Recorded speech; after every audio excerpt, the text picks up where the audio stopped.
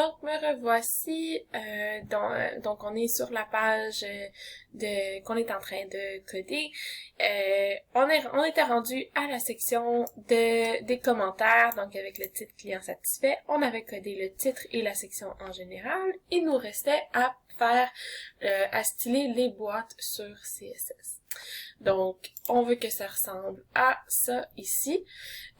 Comme on peut voir dans chacune des boîtes, on va utiliser un flex entre l'image et le regroupement de texte. On va également utiliser un fond qui est beige, mais un petit peu transparent.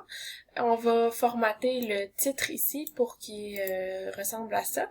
Et on va utiliser une bordure seulement en bas de la carte. Ensuite, on va aussi mettre de l'ombre portée. Et ça ici, là, c'est un petit bug, comme vous pouvez voir. On va tout arranger ça. Donc, c'est parti. Allons-y. Voilà. Donc ça, c'est notre HTML. On va aller dans notre style.css et on peut continuer là au bas de notre page comme prévu. Et on va commencer par styler la boîte. Donc, on avait appelé boîte barre en bas commentaire. Voilà.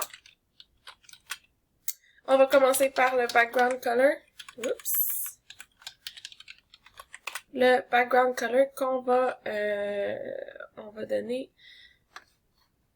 le background ici. Donc, FBE6BC0. Vous pouvez juste copier ça et rajouter un 0 si vous voulez. Ensuite, en fait, le 0, ça va lui rajouter le petit transparent là qu'on a mis. Ensuite, on va aller avec le padding de 2 rem. Donc, on veut que tout le tour de notre boîte, là, si on regarde dans l'exemple, tout le tour de notre boîte, ici, on n'est pas collé sur en haut, en bas ou à gauche ou à droite. On a tout un espace, donc c'est le padding de 2 rem.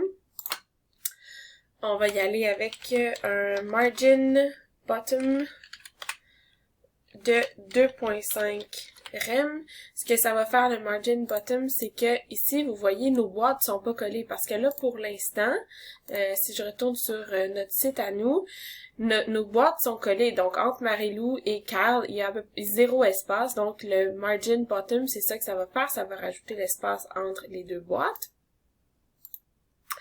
Ensuite, on va rajouter le display flex qui va séparer nos deux parties. On va déjà tout de suite enregistrer, voir qu'est-ce que ça nous donne.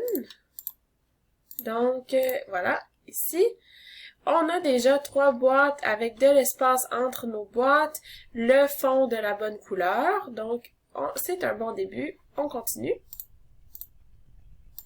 Après le display flex, on va rajouter un border radius qui va nous donner les coins ronds. Donc, on va lui donner 0.8 rem. Ensuite, on va mettre un border bottom de 1 rem. On va le mettre solide. Et on va lui donner la couleur jaune qu'on avait juste ici. Donc, on peut la copier et la coller. On n'oublie pas le dièse. Il ne nous manque plus qu'un élément et c'est le box shadow. Voilà, on va lui donner 0.8 rem, 0.8 rem, 0.8 rem et un RGBA de 51, 51, 51, 07. J'enregistre et on va aller voir ce que ça nous donne. Donc, voici ici, on descend et on a nos boîtes. Nos photos sont encore beaucoup trop grosses et le texte n'est pas encore exactement comme on le veut, mais la boîte en tant que telle est comme on la voulait. Maintenant, on va aller régler le petit bug qui est ici. Il s'agit de quelque chose qu'on a fait là au tout début. On va retourner, on va aller l'enlever. Donc, si vous allez tout en haut, dans le continent, donc on va dans Général, Continent. Ici, on a un Overflow Hidden. On va seulement l'enlever. Donc, je l'enlève, j'enregistre et vous allez voir, tout ça va être réparé. Donc, voilà, on n'a plus le petit bug qu'on avait. Maintenant, on a toute l'ombre au complet. On continue, on va aller styler la photo, donc l'image. On retourne tout en bas de notre fichier, ici. Et on lui avait donné une classe de profil. Donc, on y va avec ça. On va lui donner un border radius de 50%. Donc, ça va lui donner les coins ronds. Vous voyez, si j'enregistre maintenant et que je vous montre nos images. Oups, ça n'a pas marché. On est rendu où? Est-ce que j'ai bien sélectionné profil? Classe. Ah, ici, c'est là mon problème. Vous voyez, classe, je l'ai écrit en français avec un E, donc HTML ne comprend pas le français. On va enlever le E ici et ici.